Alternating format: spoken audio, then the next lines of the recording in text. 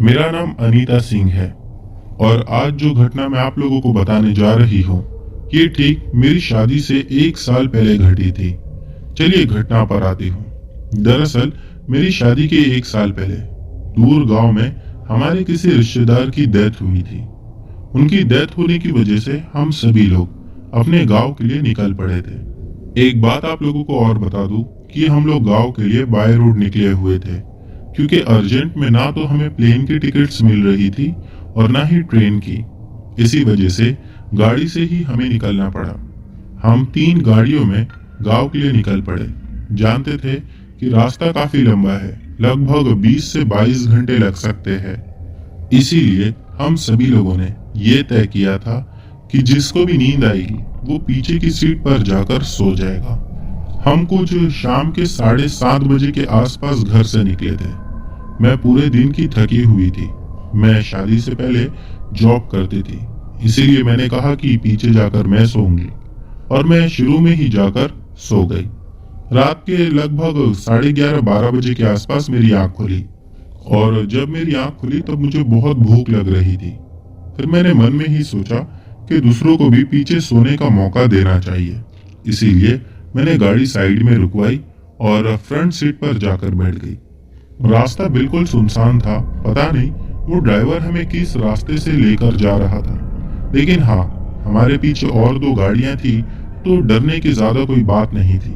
फिर मैंने मेरी मम्मी से कहा कि मुझे बहुत भूख लग रही है। मम्मी ने कहा कि देख, रास्ते पे तो कोई ढाबा नहीं है, लेकिन हाँ पास में कुछ स्नैक्स है, तो अभी फिलहाल वही खा ले और अपना पेट भर ले। चलती गाड़ी में मैं आगे ड्राइवर की सीट पर बैठकर स्नैक्स खा रही थी कि एकदम से मैंने रोड पर देखा कि कोई तो है जो एक झटके में रोड के एक साइड से दूसरे साइड भागकर चला गया। मानो उसके भागने की स्पीड जो थी वो हवा से ज्यादा तेज थी। मैं स्नैक्स खाते खाते एकदम से रुक गई और घूर घूर कर देखने लगी, जिस पर मेरे बाजू में बैठा जो ड्राइवर गाड़ी चला रहा था वो मुझसे कहने लगा कि मैडम ध्यान मत दो, आप अपना खाते रहो। मुझे ऐसा लगा कि शायद हो सकता है ये किसी दूसरी बात की तरफ इशारा कर रहा है। मैंने कहा कि इस बात पर ध्यान नहीं देना है। वो मुस्कुराया और कहने लगा कि अभी आपने जो देखा उस पर ध्यान मत दो। अब मुझे समझ में आया कि जिस चीज को भागते हुए मैंने देखा था उसे शायद उस ड्राइवर ने भी देखा है। और फिर मैं अगले ही कुछ पल में एकदम से नॉर्मल हो गई और आराम से स्नैक्स खा रही थी। मेरी पूरी गाड़ी में जितने लोग थे, मुझे और उस ड्राइवर को छोड़कर अब वो सभी लोग सो चुके थे। रात भी इतनी ज्यादा हो चुकी थी तो नींद आना तो एक नॉर्मल सी बात थी। कुछ दूर लगभग 2-4 किलोमीटर आगे बढ़ने के बाद मैंने दोबारा देखा कि मेरी साइड से यानी कि लेफ्ट साइड से मानो ऐसा लगा कि पीछे से कोई भागता हुआ आया और एकदम तेज गति से आगे भागकर कहीं हवा में ही गायब हो गया। मुझे इस बार फिर से ये झटका लगा। मैंने जब ड्राइवर की ओर देखा तो उसने मुझे देखकर सिर्फ एक ही बात कही कि इन सब पर ध्यान मत दो। आप जितना इन सब बातों पर या इन सब चीजों पर ध्यान देने वाले हो उससे आपका ही मन घबराएगा। मैंने उससे कहा, क्या आप लोग ने पहले कभी ऐसा कुछ देखा है? वो हंसने लगा और मुझसे कहने लगा कि मुझे ड्राइविंग लाइन में लगभग 20 साल से ज्यादा का समय हो चुका है और मैंने कई ऐसी घटनाएं या फिर यूं कहिए कि कई ऐसी आत्माओं को देखा हो जिनके बारे में बता पाना नामुमकिन है, क्योंकि उन्हें आज तक मैं ही नहीं समझ पाया। उस समय उसकी बातों पर मैंने ज्यादा ध्यान नहीं दिया और बस चुपचाप बैठे रही। मन में मेरे कई सारे सवाल उठ रहे थे। फिर कुछ दूर आगे जाने के बाद जब वो चीज मुझे दिखना बंद हुई तब उस ड्राइवर ने मुझे एक छोटी सी अपनी आप बीती बताई। वो मैं आप सभी लोगों के साथ शेयर करूंगी। उसने बताया कि वो एक बार ऐसे ही किसी लॉन्ग रूट से कहीं जा रहा था और रास्ते में बस वो अकेला ही था। वो कह रहा था कि ये जो घटना उसके साथ घटी थी ये कई साल पहले घटी थी। उस समय रास्ते रात के समय मानो बिल्कुल ही खाली होते थे, इसीलिए उस समय भी वो उस लंबे से नेशनल हाईवे पर भी अपनी गाड़ी के साथ अकेला था। बताता है कि मुझे बहुत ज्यादा भूख लगी थी, तो मैंने सोचा कि कहीं गाड़ी रुकाकर खाना खा लेता हूँ। मेरे साथ खाना रखा हुआ था, इसीलिए मुझे किसी ढाबे पर रुकने की जरूरत नहीं थी। मैंने एक जगह गाड़ी को लेफ्ट साइड में लगा दिया और गाड़ी के अंदर ही बैठकर खाना खाने लगा। अचानक मैंने देखा मेरी गाड़ी के बाजू में आकर कोई खड़ा हुआ। ये मुझे महसूस हो रहा था पहले से ही कि कोई तो गाड़ी के आसपास है, लेकिन दिखाई नहीं दे रहा था। फिर जब वो मेरी गाड़ी के पास आकर खड़ा हुआ, उसने गाड़ी की कांच पर खटखटाया। मैंने कांच नीचे किया तो वो मुझसे हाथ फैलाकर मांगने लगा, लेकिन वो मुंह से कुछ नहीं बोल रहा था। मैंने कुछ 10 की नोट या 5 रुपए का एक डॉलर था, वो निकालकर उसके हाथ में दे दिया, लेकिन फिर भी वो अपना हाथ पीछे नहीं हटाया, मानो शायद उसे कुछ और चाहिए था। मैंने उससे पूछा, खाना खाओगे मेरे साथ? इस पर भी उसने कोई जवाब नहीं दिया। उसके हाथ पर एक मोटा सा काला धागा जैसा कुछ बंधा हुआ था, पता नहीं वो क्या था। फिर मैंने देखा कि वो गाड़ी के पास एकदम नीचे जमीन पर बैठ गया है। मुझे ऐसा लगने लगा कि शायद उसे खाना ही चाहिए, तो मैंने उसे अपना खाने में से थोड़ा खाना निकाल कर दे दिया और उसी के सामने नीचे जमीन पर रख दिया। मैं भी रख कर पीछे पलटा ही था कि उसे पानी के लिए भी पूछता हूँ, और पानी की एक बोतल उसे देने ही वाला था कि मैंने देखा अब ना ही तो वो आदमी था और ना ही वो खाना। वो दोनों ही वहां से एकदम से गायब हो गए। मुझे तो ये देखकर मानो एकदम चक्कर सी आ गई। सर घूम रहा था कि ये मैंने जो अभी देखा ये क्या था। कुछ दूर आगे चलने के बाद मैं एक जगह पर बाथरूम करने के लिए अपनी गाड़ी रुकाया। लगभग उस जगह से मैं 30 किलोमीटर जितना आगे आ चुका था। मैं जब गाड़ी रुकाया और गाड़ी से नीचे उतरा, मैंने इस बार फिर उसी आदमी को देखा और पता नहीं कैसे वो अचानक से मेरे बाजू में आकर खड़ा हो गया। उसे देखकर मैं घबरा गया कि आदमी यहाँ कैसे, यह भी पीछे था। वो मुझे देखकर जब मुस्कुराने लगा तो मानो उसकी शक्ल इतनी ज्यादा भयानक, इतनी ज्यादा दर्दनाक थी कि मैंने आज तक किसी का भी चेहरा वैसा नहीं देखा। फिर वो मुस्कुराया और मुस्कुराकर एक बड़ी सी लकड़ी अपने पास से निकाली और उस लकड़ी से मेरे सर पर मारने ही वाला था कि मैं वहां से हटा और वो लकड़ी जाकर मेरी गाड़ी की बोनट पर टकराई, जिसके बाद एक जोर की आवाज उस सन्नाटे को चीरती हुई हर जगह फैल गई। मैं जाकर जल्दी से अपनी गाड़ी में बैठा और गाड़ी स्टार्ट करने लगा, लेकिन गाड़ी चालू ही नहीं हो रही थी। इसके बाद वो मेरी गाड़ी के बोनट पर चढ़कर खड़ा हो गया। मैं गाड़ी चालू करने की कोशिश करता रहा और फिर गाड़ी एकदम से चालू हुई। मैं जैसे ही गाड़ी को आगे बढ़ाया, ये सोचा कि अब ये गाड़ी से गिर जाएगा, लेकिन वो गाड़ी से गिरा नहीं, बल्कि वो फिर से एकदम से कहीं गायब हो गया। मुझे ये बात समझ नहीं आ रही थी कि ये मेरे साथ क्या हो रहा है। मैं गाड़ी को तेज गति से वहां से भगाता रहा और भगवान का नाम जपता रहा। लगभग वहां से 50-60 किलोमीटर आगे बढ़ने के बाद मुझे एक ढाबा दिखाई दिया, तो मैं वहां ढाबे पर अपनी गाड़ी रोका और वहां से पानी लेकर मुंह पर पानी मारने लगा। ढाबे वाले ने जब मेरी हालत देखा तो वो कहने लगा, क्या बात है, आप कुछ ज्यादा ही घबराए हुए लग रहे हो। मैंने उसको मेरे साथ घटी हुई सारी घटना बताई। वो मुझसे कहने लगा कि वो एक छलावा था। उस समय मैंने पहली बार छलावे का नाम सुना। मैंने कहा, छलावा, ये क्या होता है? वो कहने लगा, वो सब जाने दो, वो जो भी होता है शुक्र मनाओ कि तुम्हारी जान बच गई। फिर उसके बाद में उस ढाबे वाले ने मुझसे कहा कि अब यहाँ से तुम्हें बिल्कुल भी टेंशन लेने की जरूरत नहीं, यहाँ से रास्ता बिल्कुल ठीक है, जो कुछ भी होना था तुम्हारे साथ वो हो चुका। दोस्तों, जब मैंने उस ड्राइवर की बात सुनी तो मुझे ऐसा लगा कि जो 2 बार मैंने किसी को इतनी तेज गति से एक जगह से दूसरी जगह जाते हुए देखा, शायद हो सकता है कि वो भी छलावा ही था। और दोस्तों, इस बारे में मैंने काफी दिनों तक सभी लोगों को कुछ नहीं बताया। मुझे डर लगता था कि अगर मैं बता दूं तो कहीं वो भूत प्रेत या चुड़ैल जो कुछ भी था वो मुझे आकर नुकसान ना पहुंचाए। और फिर धीरे धीरे मैंने ये बातें लोगों को बताना शुरू की। सबसे पहले अपनी मम्मी को बताया। उन्होंने कहा वो जो कुछ भी था वो वहीं खत्म हो गया। और अब इस चैनल के माध्यम से मैं आप सभी लोगों के साथ ये घटना शेयर कर रही हूँ। तो दोस्तों, ये थी अनीता सिंह जी की कहानी। बढ़ते हैं हमारी अगली कहानी की ओर। दोस्तों, हमारी अगली कहानी हमें रोहित सिंह ने भेजी है। चलिए इनकी कहानी शुरू करते हैं।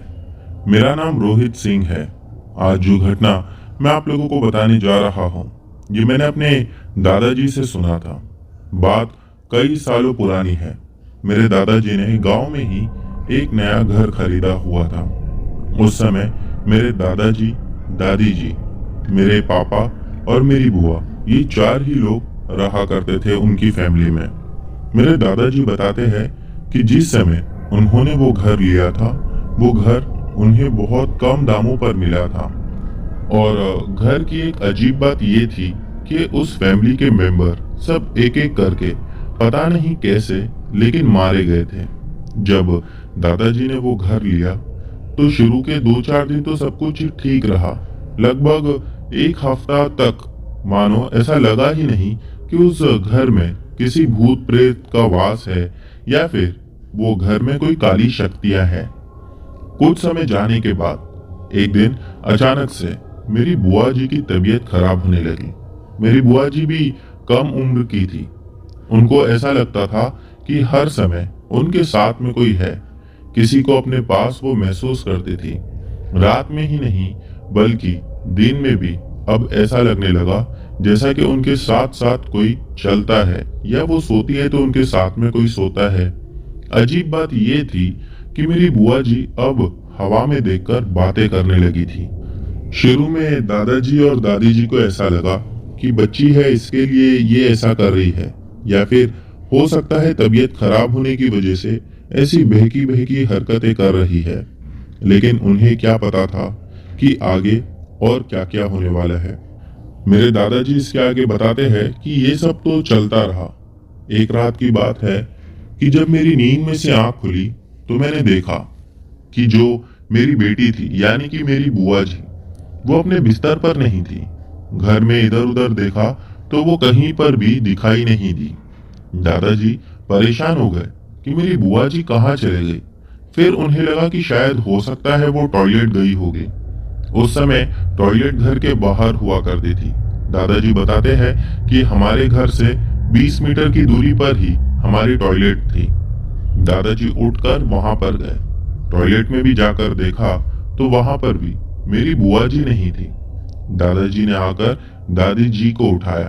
कहने लगे कि हमारी बेटी कहीं दिखाई नहीं दे रही। पूरे घर में मैंने ढूंढ लिया, टॉयलेट में भी देख लिया, कहाँ चली गई है। दादी भी उठकर बाहर आए और दोनों ही मिलकर ढूंढने लगे, लेकिन वो कहीं दिखाई नहीं दे रही थी। फिर दादाजी छत पर गए। उन्हें छत पर से कुछ आवाजें आने लगी। ऐसा लगने लगा कि शायद छत पर कोई चल रहा है या कोई खेल रहा है। जब दादाजी छत पर गए तो मानो उनके होश उड़ गए। मेरी बुआ जी हवा में उड़ रही थी और खूब चिल्ला चिल्ला कर हंस रही थी। ऐसा लग रहा था जैसे कि बुआ जी को किसी ने हवा में उठाकर पकड़ कर रखा है और बुआ जी भी उसके साथ खूब मजे से खेल रही थी। जब दादाजी ने यह भयानक नजारा देखा तो मानो उनकी चीख निकल गई। उनकी आवाज सुनकर दादी भी उनके पीछे ऊपर भागी और दादी तो ये देखने के बाद वहीं बेहोश होकर गिर पड़ी। उसके बाद दादाजी ने दादी को नीचे लाकर लिटाया और दोबारा छत पर गए।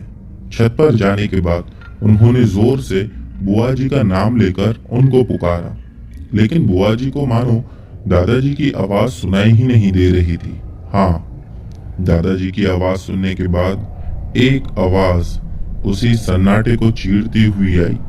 वो आवाज काफी ज्यादा गुस्से में लग रही थी और वो आवाज ये कह रही थी, यहाँ क्यों आया है, चला जा। दादाजी ने जब ये सुना तो उनके पैरों तले जमीन खिसक गई। मेरी बुआ जी अब भी उसके साथ खेल रही थी। कभी भागती तो कभी हवा में उड़ने लगती। कभी तो ऐसा होता कि छत की दीवार पर जाकर खड़ी हो जाती और वहां से नीचे छलांग लगाने की कोशिश करती। लेकिन वो शक्ति उन्हें छलांग लगाने नहीं देती, या मानो समझ नहीं आ रहा था कि जैसा वो बचाना भी चाह रही थी और मारना भी चाह रही थी। दादाजी बताते हैं कि मैं छत पर ही चुपचाप कोने में खड़ा होकर ये सब देख रहा था। फिर कुछ समय के बाद मेरी जो बुआ जी थी वो चुपचाप वहां से दादाजी के पास आई और कहने लगी, अरे पिताजी, आप यहाँ ऊपर क्या कर रहे हो? दादाजी ने बुआ जी से कुछ नहीं कहा और कहने लगे कि चलो बेटा, बहुत रात हो गई है, अभी हम सोने चलते हैं। फिर बुआ जी दादाजी के साथ नीचे आई और नीचे आकर सो गई। दादाजी काफी परेशान थे कि अब उन्हें करना क्या है। अगले दिन दादाजी को कहीं बाहर जाना था काम से। उन्होंने सोचा कि घर में सबको छोड़कर जाना ठीक नहीं होगा, इसीलिए मेरी दादी जी, मेरे पिताजी और बुआ जी सभी लोगों को साथ लेकर वो अपने काम के लिए निकल पड़े। शाम को लौटने में उन्हें देर हो चुकी थी, लगभग 7 साढ़े 7 बज चुका था। गांव में 7 बजे तक तो सब लोग मानो खाना खा के उस समय सो जाया करते थे। जब दादाजी गांव में एंटर हुए तो गांव बिल्कुल सुनसान हो चुका था। सभी लोग अपने अपने घरों में शायद सो चुके होंगे। दादाजी जैसे ही अपने घर के पास आए तो उन्होंने देखा कि घर में से धुआं निकल रहा है, यानी कि जो मेन डोर था उसके नीचे से धुआं काला और गाढ़ा धुआं था। ऐसा लग रहा था कि अंदर भयानक आग लगी हुई है। जैसे ही दरवाजा खोलकर देखा तो अंदर एक छोटा सा कोयले का टुकड़ा जो कि एक दीवार से लग कर था और वो जल रहा था। दादाजी ये देखकर हैरान हो गए, कहने लगे कि हम तो घर में थे नहीं, तो ये कोयले का टुकड़ा यहाँ कैसे? फिर एकदम से मेरी बुआ जी बोल पड़ी, ये तुमने ही किया है ना? दादाजी और दादी जी आश्चर्य से बुआ जी की ओर देखने लगे। बुआ जी अभी हवा में देखकर किसी से बात कर रही थी और उस जलते हुए कोयले के टुकड़े में से खुशबू आ रही थी। ऐसा लग रहा था कि किसी ने पूरे घर में खुशबू फैला दी हो। दादाजी काफी ज्यादा परेशान हो गए थे।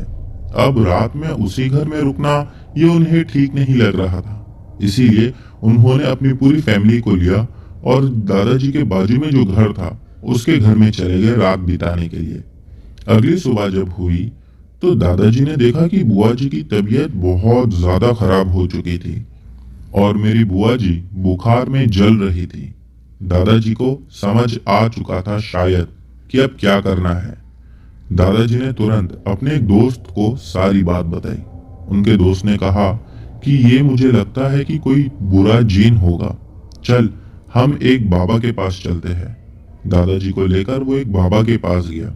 जब बाबा के पास गया और बाबा ने पूरी घटना सुनी तो बाबा ने कहा कि हाँ, वो एक नापाक जीन है जो तुम्हारे घर में रहकर तुम्हें परेशान कर रहा है।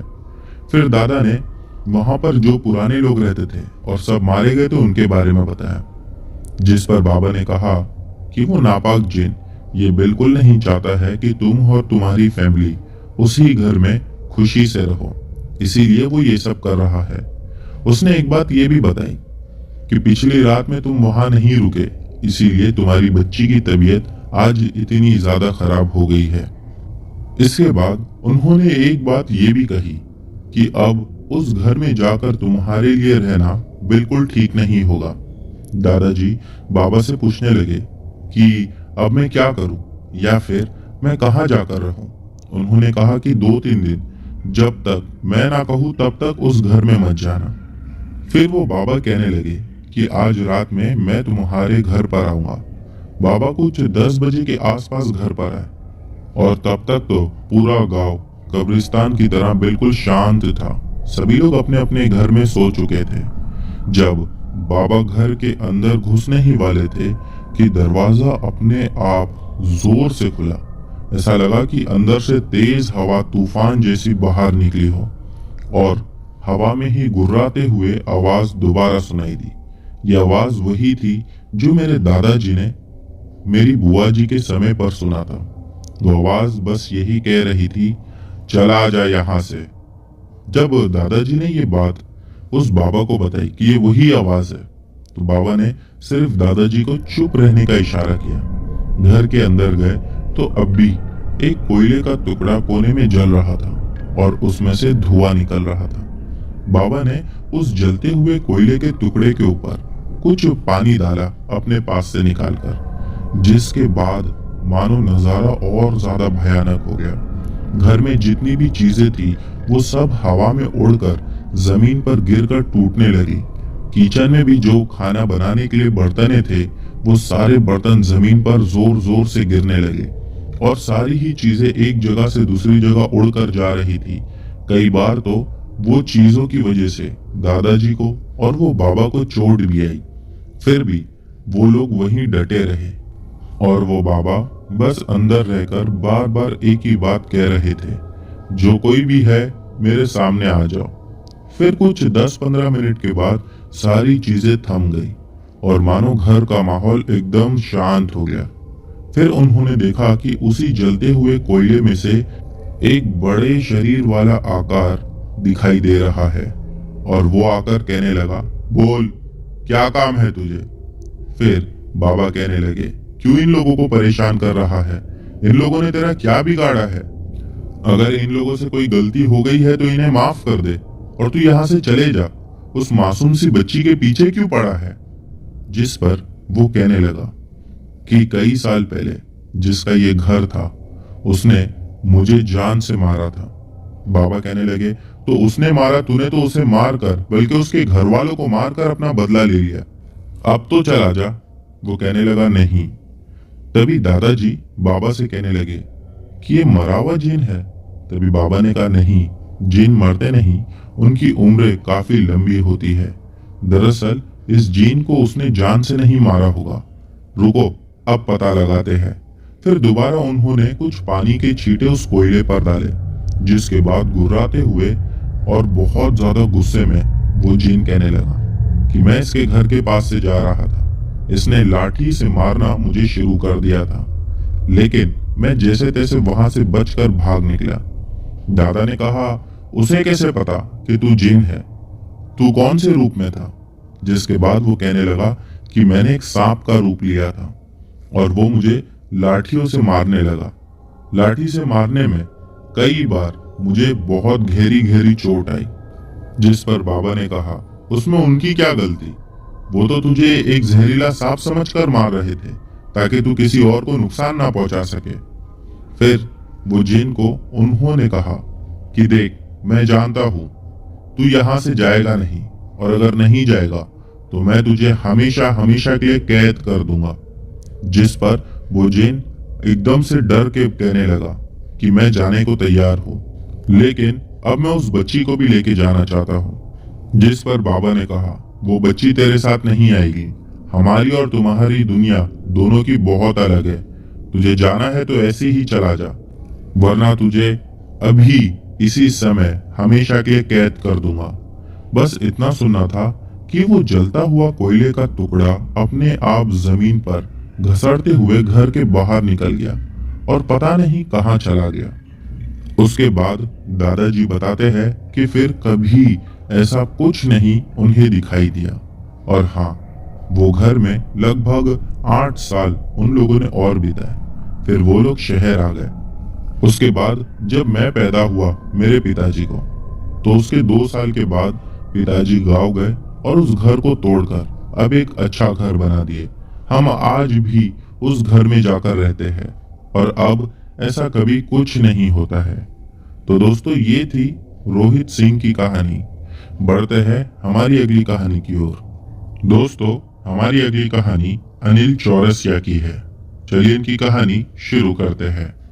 मेरा नाम अनिल है और जो घटना आज मैं आप सभी लोगों को बताने जा रहा हूँ, ये मेरे पापा के साथ घटी थी। मेरे पापा एक हॉस्पिटल में वॉचमैन की नौकरी करते थे। पहले तो वो डे शिफ्ट ही किया करते थे, लेकिन पैसों की ज्यादा जरूरत होने की वजह से उन्होंने वहां पर ही नाइट शिफ्ट करना भी शुरू कर दी थी। गांव का छोटा सा हॉस्पिटल था और इसी के साथ साथ गांव से वो थोड़ा सा दूरी पर भी था। इसी वजह से वहां पर ज्यादा लोगों का आना जाना नहीं था, यानी कि बहुत कम लोग आते थे और उसमें भी ज्यादातर लोग वो होते थे जो रास्ते में कहीं आते जाते अगर बीमार पड़ जाए तो वही लोग उसी हॉस्पिटल में आते थे, या फिर आने जाने वाले जो यात्री होते थे, अगर उन्हें कहीं लग जाता था मार या कट जाता था, तो वही लोग वहां पर आते थे। पिताजी बताते हैं कि रात के समय उस हॉस्पिटल में एक दो डॉक्टर और एक दो वार्ड बॉय जैसे लोग रहा करते थे। वो लोग भी रिसेप्शन एरिया में ही बैठे होते थे। वो हॉस्पिटल के बाहर पिताजी खाट डालकर आराम से अपनी नाइट ड्यूटी करते थे। पिताजी बताते हैं कि मैं रात के समय ऐसे ही उठकर इधर से उधर चलता था ताकि नींद ना आए मुझे। एक रात जब मैं अपनी खाट से उठा और हॉस्पिटल के चारों ओर चक्कर लगाने लगा, तो हॉस्पिटल का जो बैक साइड का एरिया था, वहां पर जंगली झाड़ियां थी।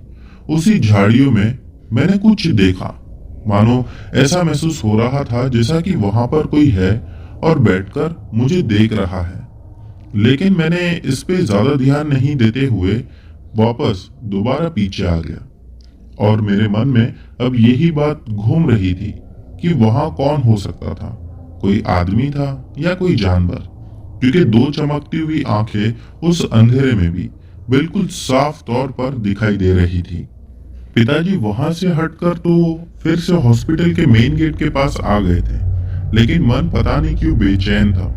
दोबारा 10-15 मिनट के बाद वो उठे और एक बार फिर से पीछे की ओर गए, ये देखने के लिए कि क्या अब भी वहां पर कोई है या फिर वहां से भाग गया है। जब पिताजी दोबारा गए तो उन्होंने फिर से वहां पर किसी को देखा, और इस बार भी ठीक जैसा पहले देखा था वैसा ही था। कोई उस जंगली झाड़ियों में छुपकर पिताजी को देख रहा था। पिताजी दूर खड़े होकर ही आवाज लगाने लगे, कौन है वहां? कोई है क्या? किसी को कुछ काम? लेकिन किसी का कोई जवाब नहीं आया। पिताजी 2 मिनट रुककर दोबारा चिल्लाने लगे। इस बार भी कोई जब जवाब नहीं दिया तो पिताजी उस घनी झाड़ियों की ओर आगे बढ़े। अपने हाथ में जो डंडा था, उस डंडे से उस झाड़ियों को हटा हटाकर आगे का रास्ता पार कर रहे थे। अब ये सब चल ही रहा था कि एकदम से बड़े से पेड़ के ऊपर से कुछ तो बहुत भारी जमीन पर गिरा, और इतना भारी था कि जिसकी वजह से पिताजी घबरा गए। अपने आसपास देखा तो कुछ भी नजर नहीं आया। फिर ठीक उसी जगह पर जाकर खड़े हुए जहां पर वो चीज गिरी थी। लेकिन जब वहां पर भी गए तो उन्होंने देखा कि वहां कुछ नहीं था। पिताजी को लगा कि हो सकता है पेड़ से गिरने के बाद वो चीज आसपास कहीं चली गई हो, इसीलिए अपने ही डंडे से झाड़ियां हटा हटाकर वो देख रहे थे। फिर उन्हें एक कौवा दिखाई दिया जो कि मरा हुआ था और खून में सना हुआ था। दोस्तों, इसमें अजीब बात ये थी कि कौवे का वजन बहुत बहुत 1 किलो या 2 किलो होता होगा, लेकिन जो आवाज पिताजी ने उस समय सुनी थी, मानो ऐसा लग रहा था जैसे कि 20-25 किलो की चीज नीचे गिरी हो। पिताजी को ये देखकर समझ नहीं आया। वो मन में सोचने लगे, क्या पता कुछ दूसरी चीज गिरी होगी, यहाँ तो खाली एक कौवा दिखाई दे रहा है। पिताजी अभी देख ही रहे थे कि एकदम से वो कौवा उठकर खड़ा हुआ और अपने पर जोर जोर से मारने लगा। मानो ऐसा लग रहा था कि जैसे कि वो उड़ने की कोशिश कर रहा है, लेकिन फिर भी उड़ नहीं पा रहा। इसके बाद में अचानक से वहां बारिश शुरू हो गई। बारिश का मौसम भी चल रहा था, तो पिताजी जल्दी से भागकर अपने हॉस्पिटल के गेट के अंदर आ गए और वहां पर चुपचाप बैठे रहे।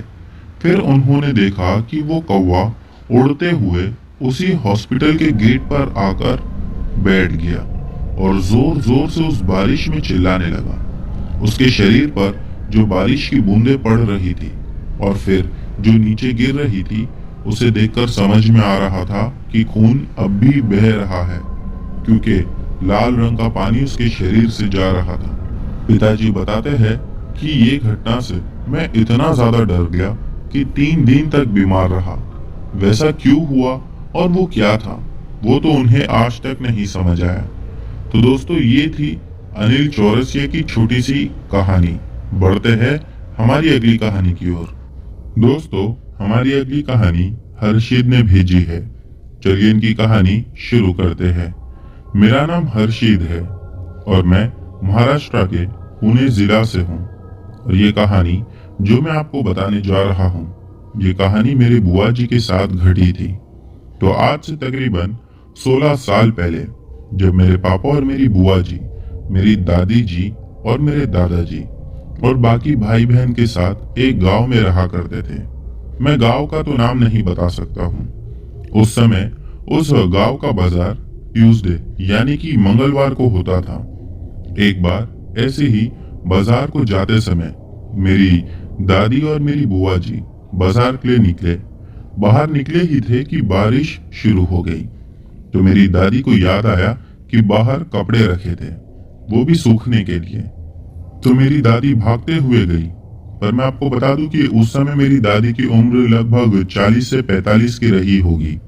तो मेरी दादी को चलने और दौड़ने में कोई समस्या नहीं होती थी।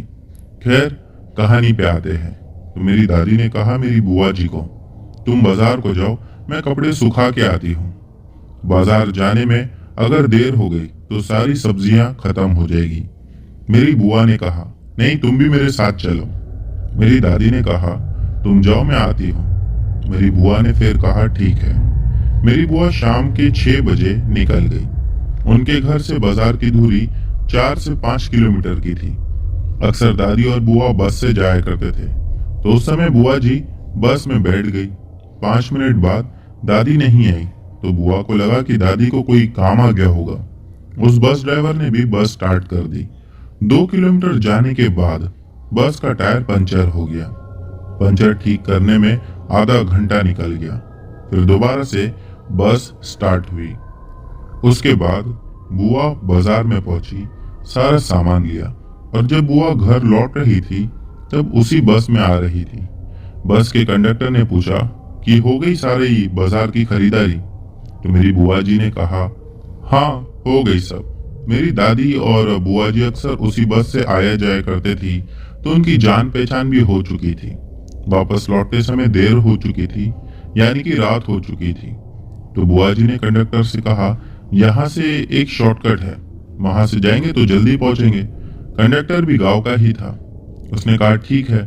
तो उसने ड्राइवर से कहा कि शॉर्टकट ले लो। ड्राइवर ने कहा, वो रास्ता सही नहीं है। कंडक्टर ने पूछा, क्या है इस रास्ते पर? ड्राइवर ने कहा, वहां पर एक डायन रहती है और मैं वहां से कभी नहीं आता जाता।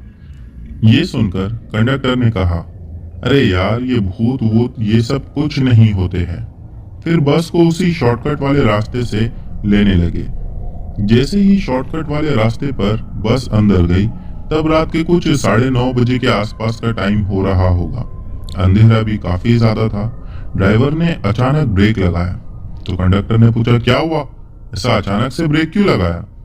वो बोलने लगा, रास्ते के बाजू में एक औरत खड़ी है। ड्राइवर ने कहा, ये रास्ता वैसे तो सही नहीं है और इतनी रात गए ये औरत यहाँ क्या कर रही है? कंडक्टर ने कहा कि शायद हो सकता है इसे कोई लिफ्ट नहीं दे रहा होगा, चलो हम इस औरत को लिफ्ट देते हैं। बस ड्राइवर डर रहा था। कंडक्टर ने उसे हिम्मत दी। बस में तब भी और भी कुछ लोग थे जो कि हमारे ही गांव के थे। उस औरत के पास जब बस रुकी तो वो औरत बस के पास आई। कंडक्टर ने बस का दरवाजा खोला तो कंडक्टर ने उससे पूछा कि तुम यहाँ क्या कर रही हो? उसने कुछ नहीं कहा। फिर से पूछा। वो बोलने लगी कि मुझे अंदर तो आने दो। उसका ये जवाब सुनकर कहीं ना कहीं ड्राइवर समझ चुका था और इसीलिए ड्राइवर उतने में ही बस को तेज गति से भगाया। वो औरत भी बस के पीछे ही भाग रही थी। ये देखकर वहां बैठे सभी लोग डर गए और वो औरत भागते हुए ही कहने लगी कि मला टिकट पाहिजे। ये सुनकर वो कंडक्टर बेहोश हो गया। दरअसल वो औरत मराठी में कह रही थी कि मुझे टिकट चाहिए। और फिर देखते ही देखते उस ड्राइवर ने बस को उस रास्ते से पार करा दिया और वो औरत भी पता नहीं कहीं गायब हो गई। उसके बाद में ये बात मेरी दादी को पता चली तो दादी ने कहा कि वहां से दोबारा कभी मत आना जाना।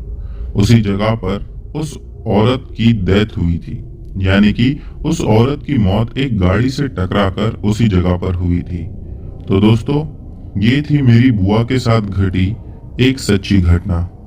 दोस्तों, उम्मीद करता हूँ कि ये घटना आप लोगों को पसंद आई होगी। अब बढ़ते हैं हमारी अगली घटना की ओर, जो कि बहुत ही ज्यादा डरावनी और दर्दनाक है। दोस्तों, हमारी अगली कहानी मजेदार है। चलिए कहानी शुरू करते हैं। बात आज से कुछ 40-45 साल पहले की है, जब मेरा जन्म भी नहीं हुआ था।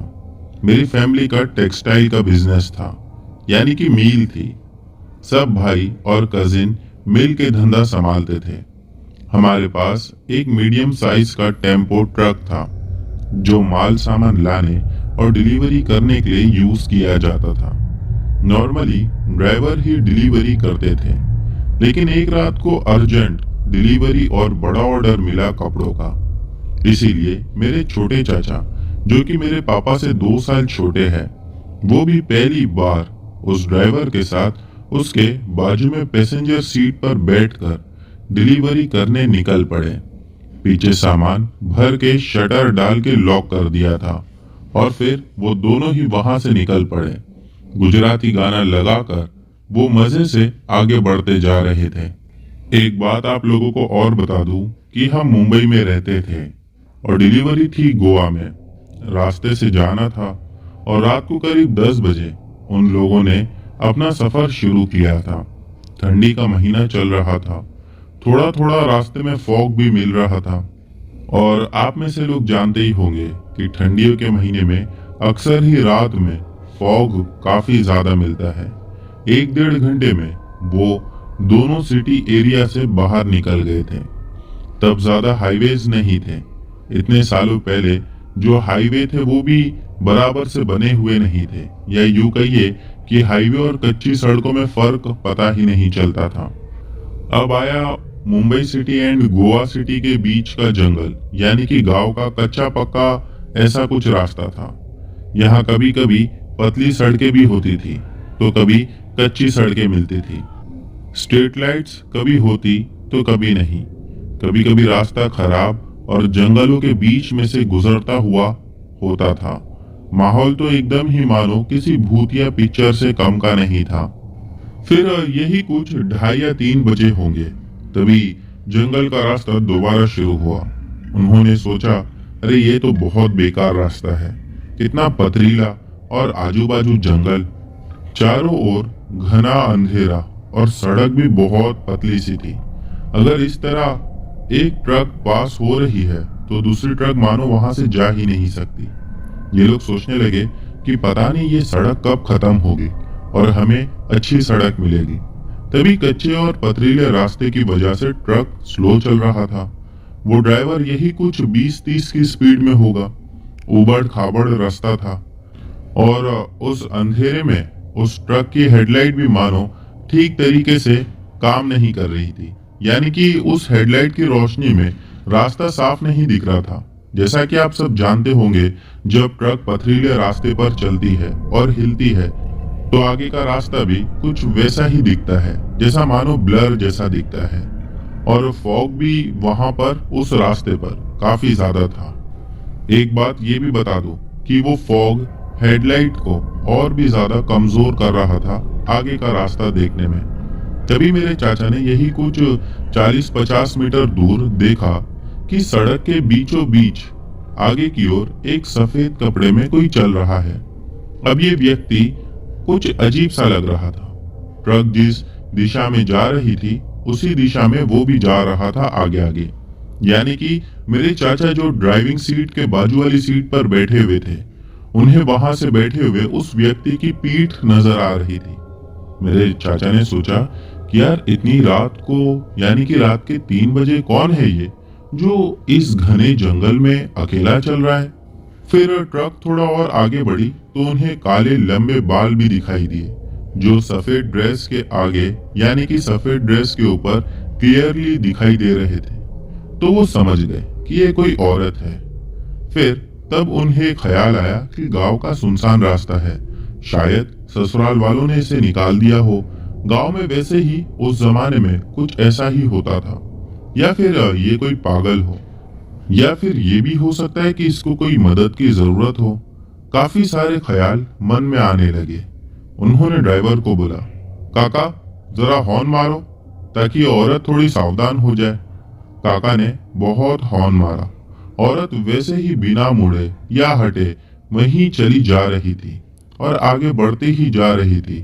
फिर ड्राइवर ने स्पीड बढ़ाई, 30 से 40, 40 से 50, बल्कि 50 से 70 तक उस पथरीले रास्ते पर स्पीड बढ़ाई कि भाई नजदीक जाए तो शायद ये भैरी सुन ले। लेकिन उन्हें क्या पता था कि आगे क्या होगा।